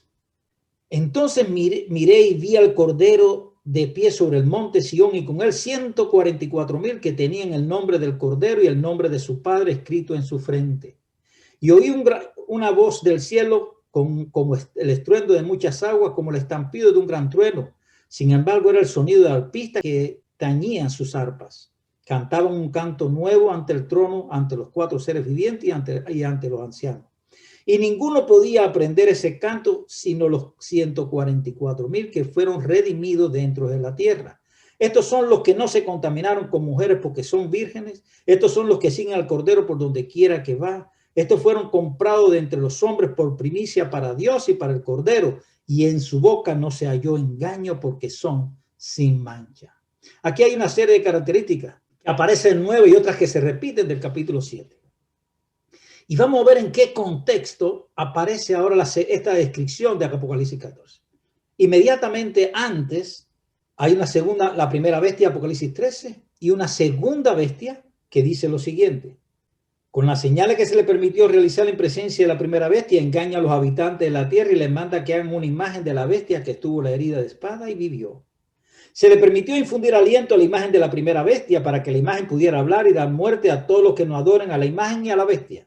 Y ordenaba que a todos, pequeños y grandes, ricos y pobres, libres y siervos, se les ponga una marca en la mano derecha o en la frente y que ninguno pueda comprar ni vender, sino el que tenga la marca o el nombre de la bestia o el número de su nombre. ¿En qué contexto aparece los 144,000 en el capítulo 14? En el contexto de la marca de la bestia. Y ellos fueron sellados con el sello del Dios vivo. Y en ese contexto, si el sello de Dios es el sábado, ¿cuáles creen que será la marca de la bestia? La idolatría, vimos que es la marca de la bestia. Porque el problema es un problema de adoración. ¿A quién adoramos? Si adoramos a Dios, adoramos y guardamos sus 10 mandamientos, incluyendo el sábado. Si no adoramos a Dios, pues vamos a adorar en un día espurio, un día que no está destinado a la adoración. Y ese es el domingo, porque el pueblo de Dios tiene paciencia, guarda los mandamientos de Dios y tiene la fe de Jesús. En contraposición, ellos van a violar los mandamientos de Dios. ¿Y cuál es el mandamiento que van a violar? El sábado. ¿Y lo van a convertir en qué? En domingo. La señal de que tú tienes la marca de la bestia es cuando adoras en domingo. Y el sello de Dios son aquellos que adoran el sábado. En este contexto entendemos un poquito mejor qué significa el sello de Dios. Fueron redimidos dentro de la tierra. Es el pueblo de Dios que está vivo cuando Cristo regrese por segunda vez. Por eso se dice que envía el Cordero de pie sobre el monte Sión y con él 144,000 que tenían el nombre de su Padre escrito en su frente. Y mira lo que dice, no se contaminaron con doctrinas de la iglesia. Mira lo que dice Apocalipsis 14:4. Dice, estos son los que no se contaminaron con mujeres porque son vírgenes. Y muchos interpretan, bueno, estos son los judíos que no se casaron nunca y son los que van a predicar el evangelio después del rapto de la iglesia. No. Sabemos que mujeres significan iglesias. Y estos son los que no se contaminaron ¿con quién? Con falsas iglesias, con doctrinas falsas. Hay muchos engañadores por el mundo, muchos falsos profetas que están engañando al mundo. Pero este grupo no se va a dejar engañar porque tiene el Espíritu de Dios, porque es sellado por el Espíritu de Dios. Tiene otra característica importante. Han seguido a Jesús por fe durante su ministerio sacerdotal en el santuario celestial y lo han esperado. Apocalipsis 14:4, mira lo que sigue diciendo. Estos son los que siguen al Cordero por donde quiera que va. Yo le estaba diciendo siempre, es importante conocer la obra que está haciendo Jesús en el santuario celestial. En 1844, en vez de pasar por fe al lugar santísimo donde está ministrando nuestro Señor hoy, muchos se quedaron en el lugar santo negando la doctrina del santuario. Hoy Jesús es nuestro sumo sacerdote que intercede por nosotros y que está celebrando el juicio que comenzó ¿cuándo? En 1844. Y que un día se va a levantar, va a cerrar el tiempo de gracia y va a venir a este mundo a buscar a su pueblo. Aquellos que le han sido fieles, lo han seguido por donde quiera que va el Cordero por fe. Nosotros no podemos entrar en el santuario celestial físicamente, pero sí podemos entrar por fe. Y por fe seguimos al Cordero por donde quiera que va. ¿Qué le pasó al Israel? Israel, cuando Jesús ascendió a los cielos, en vez de seguirlo por fe al cielo, ¿dónde se quedaron? En el santuario terrenal haciendo sacrificios. Y Dios tuvo que permitir que fuera destruido el santuario terrenal en el año 70 por el general Tito, para que cesaran los sacrificios y las ofrendas, porque eran tan cabeciduros que seguían celebrando los sacrificios. Esto nos da un ejemplo de lo que nos puede suceder a nosotros hoy, si no seguimos al Cordero por donde quiera que va, donde Él está ministrando a favor nuestro. Es el fruto más escogido, comprado por Dios. Es el pueblo que vindicará el nombre de Dios. Por eso le sirven a Dios en su santuario. Apocalipsis 14:1-4. Mira lo que nos dice. Estos fueron comprados entre los hombres por primicia para Dios y para el Cordero. ¿Y qué cosa es primicia? Hoy pensamos que son los primeros. Sí, también son los primeros, son los más importantes, porque son los únicos que van a pasar la gran tribulación como nunca hubo. Esta gran tribulación se describe con la mayor tribulación que jamás hubo ni habrá. Y este pueblo, por estar sellado por Dios, vindicó el carácter de Dios porque guardó los mandamientos de Dios. ¿De qué acusaba Satanás a Dios? De que era un tirano, porque los mandamientos no se podían guardar. Y hoy este pueblo va a vindicar el carácter de Dios y va a mostrar que sí se pueden guardar los mandamientos de Dios, que podemos estar en armonía con Dios a través de nuestro Señor Jesús, porque Él nos dará su Espíritu y su Espíritu obrará en nosotros y su obra es santa, no tiene ninguna relación con el pecado. Por lo tanto, las obras que hará a través de nosotros tienen que ser santas y alejadas del pecado. Sigue diciendo otra característica que tiene este pueblo: guardan los mandamientos de Dios. Apocalipsis 14:5. Y en sus bocas no se halló engaño porque son sin mancha. No puede haber mentira en ellos porque guardan los mandamientos de Dios. ¿Qué cosa significa una mancha? Pecado. Pero ellos son sin pecado. ¿Y por qué son sin pecado? Porque fueron sellados por el Espíritu Santo y guardan los mandamientos de Dios. No puede haber pecado en ellos porque Cristo le limpió de todos los pecados y ha borrado todos sus pecados. Cuando Cristo se levante en el santuario celestial, no solo habrá perdonado tus pecados, sino todos aquellos que han sido sellados, sus pecados han sido borrados y para siempre. ¿Y cuál es la misión que tiene los 144,000? Entonces vi a otro ángel que volaba por el cielo con el evangelio eterno para predicarlo a los que habitan en la tierra, a toda nación, tribu, lengua y pueblo. Seguidamente los 144,000 vieron ángel. Y la gente dice, bueno, eso debe predicarlo los ángeles. Ese es el mensaje de los 3 ángeles. No. Ángel significa mensajero. Y estos 144,000 son los mensajeros de Dios que van a dar el último mensaje de amonestación a este mundo. Y van a predicar el evangelio eterno. No el evangelio del tiempo del fin, el evangelio que siempre ha existido de la eternidad. Desde antes de nuestra creación, Jesús se dispuso a morir por la raza caída. Y ese es el evangelio eterno y que seguirá eternamente. Y ellos van a predicar el mensaje de amonestación a todo el mundo, dado a través de estos mensajes de los 3 ángeles. ¿Antes de qué? De la terminación del tiempo de gracia. Cuando termina el tiempo de gracia, ya nadie, el Espíritu Santo se retirará, ya nadie podrá convertirse. Hoy es el tiempo de salvación. Hoy es el tiempo de nosotros dar el mensaje, el fuerte pregón al mundo. Y mira lo que predica el primer ángel. Apocalipsis 14, 6, 7, mira lo que dice. Tienen el evangelio eterno. Y dice, decía a gran voz, reverenciar a Dios y darle gloria porque ha llegado la hora de su juicio. ¿Cuándo empezó el juicio? La hora del juicio comenzó en 1844, pero los cristianos hoy están dando la espalda a esto. No tienen ningún conocimiento. Piensan que el juicio va a empezar cuando Cristo venga. No, cuando Cristo venga es la sentencia del juicio. Dios no puede dar una sentencia sin primeramente no haber juzgado. Siempre la sentencia es el final del juicio. Primero hay una investigación, después viene una sentencia del juicio. Y esa investigación está haciéndose hoy. Ese juicio comenzó en 1844. Mira lo que dice el apóstol Pedro, capítulo 4, versículo 17. Porque es tiempo de que el juicio comience por la casa de Dios. Y si primero comienza por nosotros, ¿cuál será el fin de aquellos que no obedecen al evangelio de Dios? Este juicio es para todos aquellos que han manifestado alguna vez la fe en Jesús. Para ver si realmente han confesado a Dios de fe y de todo corazón. Y hay algo importante que va a decir el mensaje del primer ángel.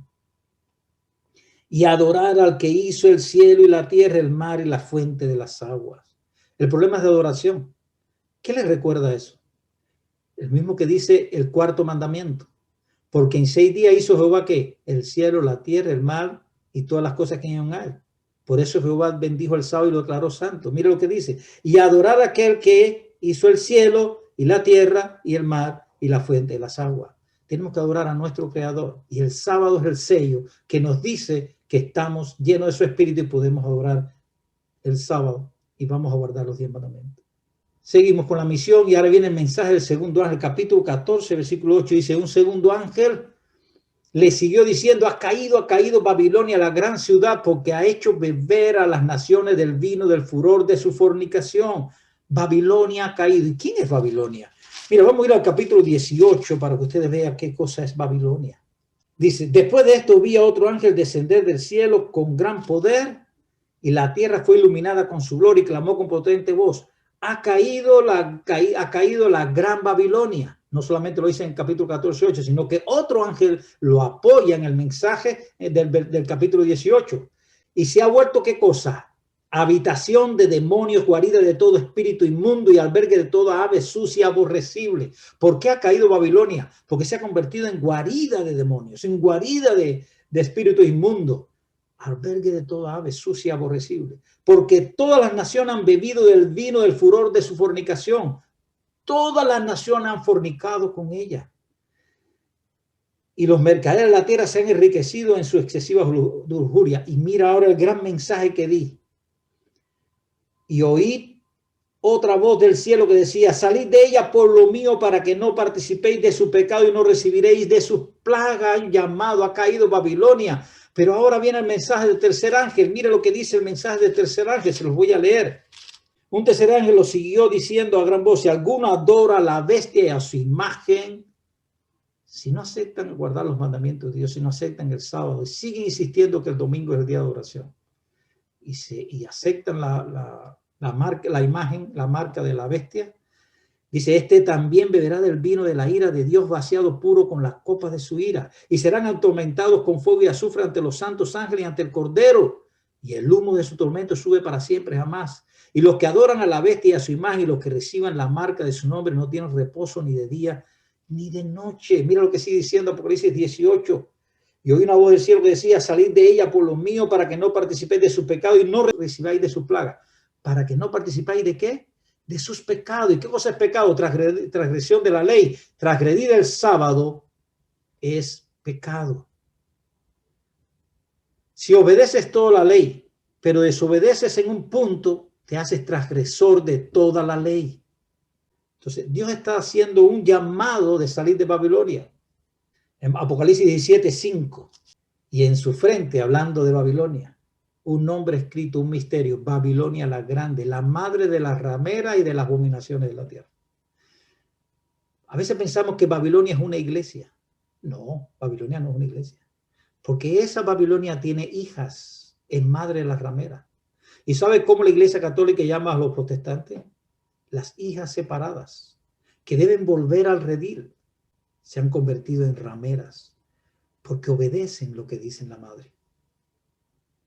De tal palo, tal astilla. Dios nos está llamando a salir de Babilonia. Y Babilonia no es una institución católica solamente. Es de todas las instituciones que están en contra de obedecer los mandamientos de Dios. Así que todas aquellas iglesias evangélicas que no obedecen los mandamientos de Dios, que niegan los mandamientos de Dios y que dicen que esos mandamientos fueron clavados en la cruz, que no tenemos que guardarlos, se han convertido en ¿qué? En rameras. ¿Y qué hacen las rameras? Fornicar. Hacen lo mismo que hacen la madre. ¿Y sabe qué es fornicar?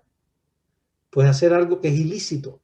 Por ejemplo, Babilonia es la unión de la iglesia y Estado para perseguir al pueblo de Dios. Eso se llama fornicación. Las rameras han hecho lo mismo. Y eso lo estudiamos en estudios anteriores. Seguimos con la misión, el mensaje del tercer ángel que lo acabamos de leer, que está haciendo un mensaje de advertencia al mundo para que no adoren a la bestia ni a su imagen y para que no reciban su marca, para evitar el castigo de la ira de Dios durante las 7 últimas plagas. Este pueblo en Apocalipsis 13, 12 al 13, 14, hay un error ahí, 14, 12 al 13 dice, aquí está la paciencia de los santos, los que guardan los mandamientos de Dios y la fe de Jesús. Ellos dicen que la ley de Dios es santa, justa y buena. Ellos están testificando al mundo. Y serán martirizados por ser obedientes a Dios. Y lo dice la palabra de Dios. Dice, y oí una voz del cielo, escribe, dichosos los que de aquí en adelante mueren en el Señor. Cierto, dice el Espíritu, descansarán de su fatiga porque sus obras les siguen. Así que este grupo de los 144, mira, antes del cierre del tiempo de gracia, va a completar los mártires, van a ser martirizados. ¿Por qué? Por querer guardar los mandamientos de Dios. Mira lo que nos dice en Mateo 24, 14. Y será predicado este evangelio del reino en todo el mundo para testimonio. ¿Sabe qué significa la palabra testimonio? Martirio. A todas las naciones y entonces vendrá el fin. ¿Cuándo va a venir el fin? Cuando este verdadero evangelio, el evangelio eterno, que habla el mensaje del primer ángel, si los 144,000 son los israelitas naturales y la iglesia va a ser raptada y se va a ir antes de la gran tribulación, ¿sabes qué? Que no va a llegar nunca al fin, porque hasta que no se predique este evangelio a todo el mundo, este que estamos hablando y que estamos predicando, no llegará el fin. Y será por martirio, no por palabras, martirio. Y vamos a ver qué significa esto. Apocalipsis 6:9. Hablamos del quinto ángel. ¿Recuerda el quinto ángel? Dice, cuando abrió el quinto sello, vi bajo el altar las almas de los que habían sido muertos por causa de la palabra de Dios. ¿Y por qué? Por el testimonio que tenían. ¿Qué cosa era el testimonio? El testimonio de Jesucristo. Y por dar testimonio, que era el martirio, fueron ¿qué? Muertos. ¿Y cuándo sucedió esto? Durante la primera gran tribulación del 538 a 1798.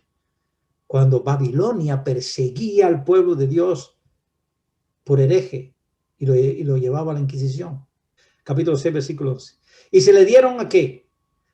Vestiduras blancas y se le dijo que descansasen todavía un poco de tiempo hasta que se completara el número de sus siervos y sus hermanos que también habían de ser muertos como ellos. ¿Quiénes van a ser muertos para completar el número de los mártires? Pues esos 144,000. Cuando den el mensaje del segundo y tercer ángel, inmediatamente va a haber persecución. Claro, hoy no hay persecución porque son 3 o 4 los que están dando el mensaje. No afecta al mundo, pero cuando el pueblo de Dios, lleno del Espíritu Santo, sellado por el Espíritu Santo, empiezan a pregonar con fuerza, este mensaje de salir de Babilonia va a desencadenar inmediatamente la persecución. Si no hay persecución hoy, es porque no estamos cumpliendo la misión. ¿Cuál será el fin de ellos? Y qué bonito todo esto. Porque será un pueblo victorioso que, aunque pase por la gran tribulación, va a ser victorioso y servirán a Dios en su santuario. Apocalipsis 7, 15 al 17, y ya lo leímos, pero lo vamos a leer.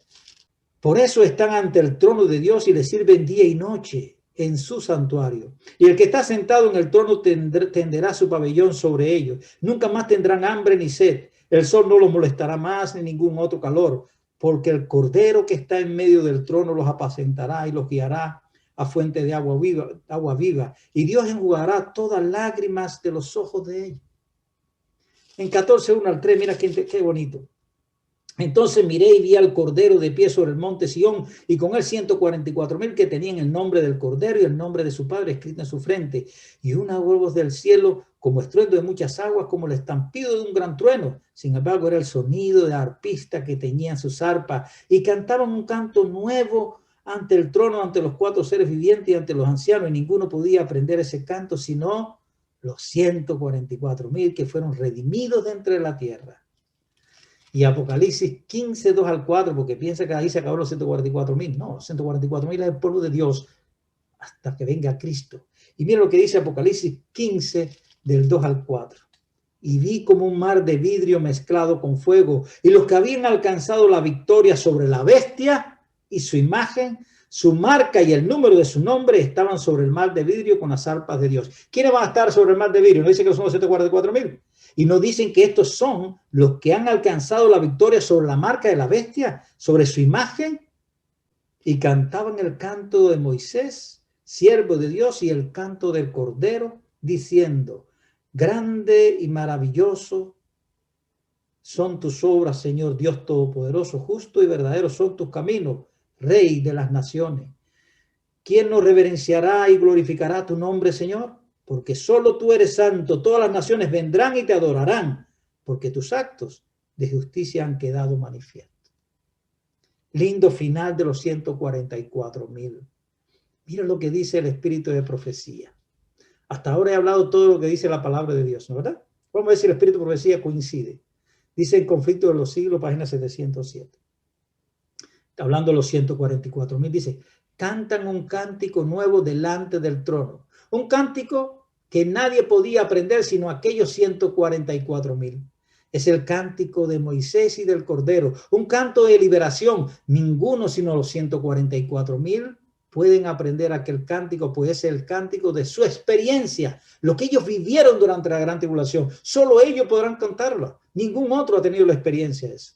Una experiencia que ninguna otra compañía ha conocido jamás. Son estos los que siguen al Cordero por donde quiera que fuere. Habiendo sido trasladados de la tierra de entre los vivos, son contados por primicia para Dios y para el Cordero. Estos son los que han venido de la gran tribulación. Han pasado por el tiempo de angustia, cual nunca ha sido desde que ha habido nación. Han sentido la angustia del tiempo de la aflicción de Jacob. Han estado sin intercesor durante el derramamiento final de los juicios de Dios. Resumen de todo lo que hemos hablado. ¿Por qué es importante entender este tema? Por eso quería que se quedaran hasta el final. El rapto de la iglesia previo a la gran tribulación. Si los 144,000 son el pueblo de Dios que va a estar vivo y van a recibir a Dios, a Jesús, cuando venga por segunda vez, el rapto de la iglesia no tiene sentido. ¿Qué dice el rapto de la iglesia? El rapto de la iglesia estamos de acuerdo, pero este rapto de la iglesia previo a la gran tribulación. Todos estamos de acuerdo que cuando Cristo venga por segunda vez, dice que los muertos en Cristo resucitarán, los vivos serán transformados, ¿cierto? Y todos seremos arrebatados con el Señor en el aire y viviremos por siempre con el Señor. Eso está claro. Vamos a ser arrebatados de este mundo y vamos a ser llevados por Cristo al cielo. Pero esta doctrina del rapto secreto previo a la tribulación no tiene nada que ver con eso. En primera dice que es un rapto que es secreto, donde Cristo va a venir en cualquier momento y se va a llevar a su pueblo, a la iglesia, y ahora los 144,000 son 144,000 judíos literales, aquellos que nunca se casaron. Y entonces esos van a predicar el evangelio Y los judíos entonces van a aceptar el evangelio y van a recibir la gran tribulación, porque el anticristo se sentará en el templo, en el tercer templo, y recibirán la gran tribulación y la gran persecución. Y Cristo entonces vendrá por tercera vez a llevarse a todo al pueblo de Dios. Eso no lo enseña la palabra de Dios. El quinto evangelio no habla de un rapto secreto, y vamos a verlo. Estoy contento porque he escuchado pastores evangélicos diciendo que no están de acuerdo con el rapto secreto, que están de acuerdo con la segunda venida de Cristo y que creen que va a ser raptada la iglesia en la segunda venida de Cristo y que va a ser visible y audible, va a ser un evento extraordinario. Y estoy contento, alabado sea el Señor por eso. Pero todavía hay muchos cristianos que están creyendo en la dispensación de la iglesia. Dicen que ahora va a venir el rapto de la iglesia y después 7 años de persecución aquí en la tierra, para que Cristo venga por tercera vez, ya no por segunda vez, porque dividen la segunda venida en dos partes, la primera secreta y la segunda visible. Vamos a ver qué dice la palabra de Dios. Segunda de Tesalonicenses 2, 1 al 12. Acerca de la venida de nuestro Señor Jesucristo y nuestra reunión con Él, os rogamos, hermanos, que no os mováis fácilmente de vuestro modo de pensar, ni alarméis, ni por espíritu, ni por palabra, ni por carta supuestamente nuestra de que el día del Señor ya ha llegado. Nadie os engañe en ninguna manera, porque ese día no vendrá sin que antes venga la apostasía y se manifieste el hombre de pecado, el hijo de perdición, que se opondrá y se exaltará contra todo lo que se llama Dios o que se adora, hasta sentarse en el templo de Dios como Dios, haciéndose pasar por Dios. ¿No os acordáis que cuando estaba todavía con vosotros decía esto? Ahora sabéis lo que impide que a su tiempo se manifieste, porque el misterio de iniquidad ya está obrando, solo espera que sea quitado de en medio al que lo detiene. Entonces se manifestará aquel inicuo, a quien el Señor matará con el aliento de su boca y destruirá con el resplandor de su venida. La aparición de ese inicuo es obra de Satanás, con gran poder, señales, prodigios, mentiroso, y con todo tipo de maldad que engaña a los que se pierden. Se pierden porque rehusaron amar la verdad para ser salvos. Por eso Dios le envía un poder engañoso para que crean a la mentira. ¿Qué está diciendo Pablo en 2 Tesalonicenses? Está hablando para el tiempo de sus días. No está hablando para nosotros hoy. No traslade esto lo que está diciendo Pablo. Parece que hay muchos que estaban diciendo que ya el evento de que el Señor había venido había pasado. Y está diciendo, nadie os engañe, como que el día del Señor ya vino. Porque no vendrá sin que antes se manifieste, ¿qué cosa? La apostasía. Y mira lo que dice, porque ese día no vendrá antes que venga la apostasía y se manifieste el hombre de pecado, el hijo de perdición. Pero dice que había algo que lo detenía, pero que estaba obrando ya en su tiempo. En el tiempo de Pablo ya la iniquidad, el inicuo estaba obrando. ¿Y cuál fue el inicuo? ¿Y qué cosa es lo que lo detenía? Bien, había dentro de la iglesia personas que estaban tergiversando el evangelio de Dios. Y Pablo tuvo muchos problemas con los que tergiversaron el evangelio. Quería manifestarse una tergiversación del evangelio. Quería engañar y llevar a la apostasía a muchas personas. La apostasía existía también en el primer siglo en que vivía nuestro apóstol Pablo. Pero ahora existía algo que lo detenía. ¿Y qué era? ¿Cuál era el poder que gobernaba? Era el poder romano. Y el poder romano era el que perseguía a la iglesia. Él no podía hacerse pasar por Dios. Recuerda que los césares querían que lo adoraran a ellos como Dios. Y entonces tenía que esperar la oportunidad para él subir. Y eso lo vimos en la historia.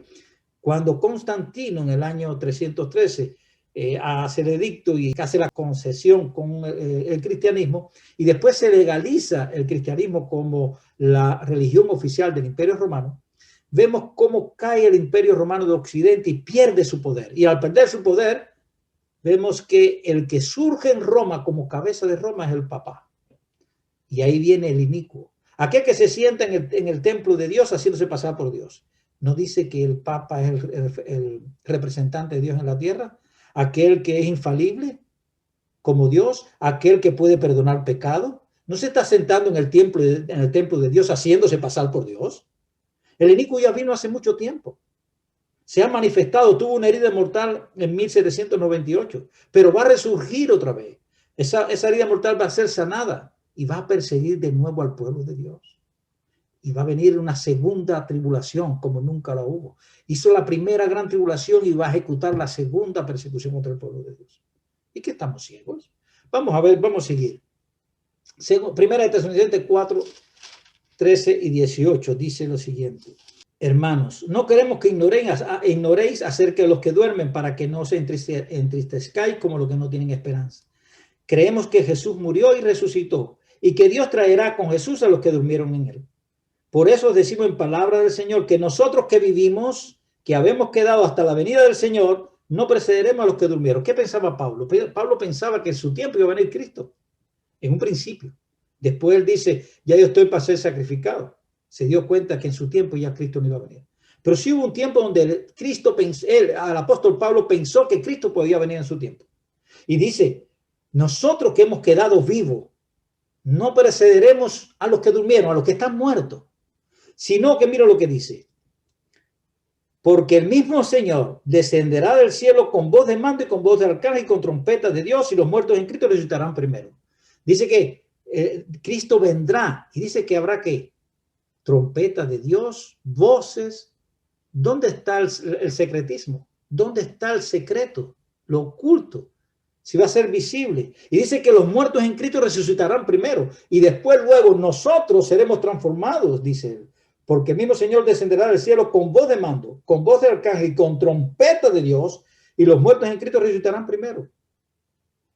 Luego nosotros, los que estemos vivos, los que hayamos quedado, seremos arrebatados junto con ellos en las nubes a recibir al Señor en el aire.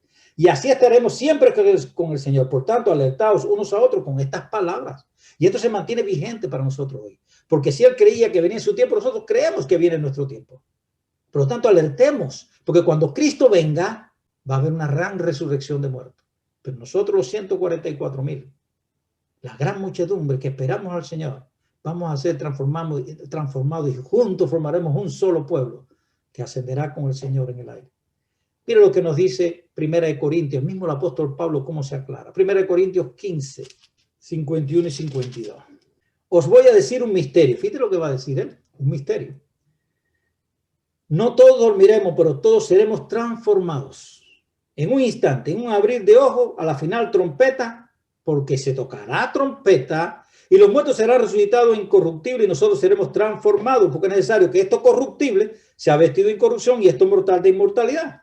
Y cuando esto corruptible sea vestido de incorrupción y esto mortal sea vestido de inmortalidad, entonces se cumplirá la palabra escrita, sorbida es la muerte con victoria. ¿Qué está diciendo Pablo? Lo mismo que acabó de decir en 1 Tesalonicenses. Dice que se tocará trompeta de Dios. Cuando se toque la gran trompeta, los muertos en Cristo van a resucitar. Y nosotros seremos transformados como esto corruptible será vestido de incorrupción y esto mortal de inmortalidad. E inmortales estaremos viviendo por siempre con el Señor. Ahí no habla nada de secreto. Y vamos a ver qué es lo que nos dicen otros textos. Por ejemplo, Apocalipsis 1:7, que nos dice en relación a la segunda venida de Jesús. Dice lo siguiente. Mirad que viene con las nubes. ¿Quién viene con las nubes? Cristo. Y todo ojo lo verá. Aún los que lo traspasaron y todos los linajes de la tierra se lamentarán por él. Así sea, amén. Dice que todo ojo ¿qué? Lo verá. Aún los que traspasaron a Cristo van a resucitar. Hay una resurrección especial. Para aquellos que crucificaron a Jesús, vean a Jesús venir en las nubes. Saben que aquellos 144,000 que mueran en el mensaje del tercer ángel van a resucitar en la resurrección especial para junto a los 144,000, a la gran muchedumbre, poder ver venir al Señor en el aire. Junto con esto que vienen a la resurrección especial que crucificaron a Cristo. Cristo se lo prometió. De cierto os digo que vosotros me veréis al Hijo del Hombre viniendo en las nubes. Leen el evangelio que lo dice Jesús. Vamos a seguir qué es lo que dice en Mateo 24. Y esto es importante, lo que dice Jesús en relación a su segunda venida. A su segunda venida. 24, 23 al 31. Jesús en el capítulo 24 alerta sobre falsos cristos y falsos profetas. Dice, y muchos tropezarán y se entregarán y odiarán unos a otros. Y se levantarán muchos falsos profetas y engañarán a muchos. Tenemos que tener mucho cuidado con los falsos profetas de hoy. Y mira lo que dice a partir del versículo 23. Entonces, si alguien os dijera, está aquí o el Cristo o allí, no creáis. Si alguien te dice que Cristo va a venir en secreto y que no lo creas. Porque mira lo que dice palabra de Jesús. Porque se levantarán falsos cristos y falsos profetas y harán grandes señales y prodigios para engañar, si fuere posible, aún a los elegidos. Mirad que lo he dicho de antemano. Desde aquel tiempo del primer siglo Jesús nos lo ha dicho. Así si os dicen, aquí está en el desierto, no salgáis. Aquí en las cámaras no creáis, porque como el relámpago que sale del oriente y se muestra hacia el occidente, será la venida del Hijo del Hombre. Si hay un relámpago tan grande que sale del oriente y se oculta al occidente, no lo va a ver nadie. Va a ser tan oculto. Dice, donde está el cadáver, allí se juntarán los buitres. Cuando hay un cadáver, ¿por qué sabemos que en un lugar hay un cadáver? Que hay un animal muerto. Porque enseguida vemos los buitres volando. Eso es invisible. Enseguida, después de la tribulación de aquellos días, el sol se oscurecerá, la luna no dará su resplandor, las estrellas caerán del cielo y los poderes de los cielos serán sacudidos. Sí, después de la tribulación hay señales de nuevo que anuncian que está terminando la tribulación y que Cristo está a las puertas. Mire si es así. Y entonces aparecerá en el cielo la señal del Hijo del Hombre. Y todas las naciones de la tierra se lamentarán y verán al Hijo del Hombre que viene sobre las nubes del cielo con gran poder y gran majestad. Dice que todas las naciones, dice Jesús, que todas las naciones le verán y se lamentarán. Y enviará a sus ángeles con gran voz de trompeta, porque se tocará trompeta. Y juntarán a sus elegidos de los cuatro vientos de un extremo del cielo hasta el otro. Y aquí es cuando entonces entendemos a Primera de Tesalonicenses, cuando dice que los muertos en Cristo resucitarán primero y luego nosotros seremos transformados y juntos ascenderemos con el Señor en el aire. Pero dice que será un evento que todas las naciones lo verán y se lamentarán las naciones. Todos pasaremos por la gran tribulación. Hay muchas personas que dicen, bueno, si los 144,000, si la iglesia de Dios va a ser raptada, y los 144,000 no vamos a pasar por la gran tribulación, ¿por qué tengo que preocuparme por entender este tema? No me interesa eso. Ni me interesa saber qué va a pasar con la gran tribulación. Simplemente lo que me interesa es creer en Jesús hoy, aceptar a Jesús como mi Salvador. Viene Cristo, rapta a su iglesia, me voy tranquilo y allá los que se queden. Y no saben que han sido engañados con doctrinas de demonios, porque todos vamos a pasar la gran tribulación si es que estamos vivos. Procuremos estar sellados por el Espíritu Santo y formar parte de los 144,000 sellados. Es la única solución y protección que tenemos. Mira lo que dice Mateo 9:37. Entonces dijo a sus discípulos, a la verdad, la mies es mucha, mas los obreros son pocos. Rogad pues al Señor de la mies que envíe obreros a su mies. Este mensaje se está dando a partir de pocas fuentes. Son pocos los que están alzando la voz hoy para dar este mensaje. Por eso todo aquel que ha escuchado este mensaje y se ha sensibilizado con él, yo le recomiendo que lo comparta para que sea un vocero del mensaje que debemos dar al mundo. El mensaje de los tres ángeles es el mensaje que debe dar los 144,000. Y tú, si quieres ser parte de los 144,000 y ser sellado por el Espíritu de Dios, te exhorto a que te unas a la voz de este mensaje. Mira lo que dijo Martín Lutero. Nuestro trabajo es llevar el evangelio a los oídos y Dios lo llevará de los oídos a los corazones. Nosotros no podemos convencer a nadie. Nosotros no podemos hacer que las personas se conviertan a Dios, ni podemos hacer que las personas acepten este mensaje. Pero sí tenemos una misión y es de llevar este evangelio, este mensaje a los oídos del mundo y cada uno tomará su decisión.